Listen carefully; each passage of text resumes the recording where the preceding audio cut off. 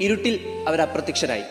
അല്പം കഴിഞ്ഞ് മുരട്ടു ശബ്ദത്തിൽ ആരോ പാടി, golden memories and silver tears. ഇന്ന് സംസാരിക്കുന്നത് ഒരു പുസ്തകത്തെക്കുറിച്ചല്ല, മറിച്ച് ഒരുപാട് പുസ്തകങ്ങളിലും കഥാസമാഹാരങ്ങളിലും ഇടം നേടിയ ഒരു കഥയെക്കുറിച്ചാണ്. ഒരുപിടി നല്ല ചലച്ചിത്രങ്ങളും കൃതികളും മലയാളികൾക്ക് സമ്മാനിച്ച പി പത്മരാജന്റെ 1965 കൗമുദി വാരികയിലൂടെ പുറത്തിറങ്ങിയ കഥയാണ് ലോല മിൽഫോർഡ് എന്ന അമേരിക്കൻ പെൺകിടാവ്. കേരളത്തിൽ നിന്നും സ്കോളർഷിപ്പ് ലഭിച്ച് ലിറ്ററേച്ചർ പഠനത്തിനായി അമേരിക്കയിലെത്തിയ പത്മരാജന് ലജ്ജാശീലയായ ലോലയോട് തോന്നിയൊരു കൗതുകം ശുഭാന്ത്യമായിരിക്കില്ല എന്ന തിരിച്ചറിവുണ്ടായിട്ടും ഇരുവരെയും പ്രണയത്തിലേക്ക് എത്തിക്കുന്നു.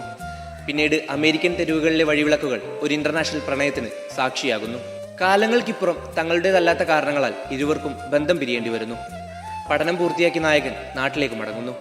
ലോല വായിച്ചിട്ടില്ലാത്ത മലയാളികൾക്ക് പോലും സുപരിചിതമായ ചില വാചകങ്ങളിലൂടെയാണ് കഥ അവസാനിക്കുന്നത്.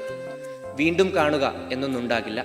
നീ മരിച്ചതായി ഞാനും, ഞാൻ മരിച്ചതായി നീയും കണക്കാക്കുക. ചുംബിച്ച ചുണ്ടുകൾക്ക്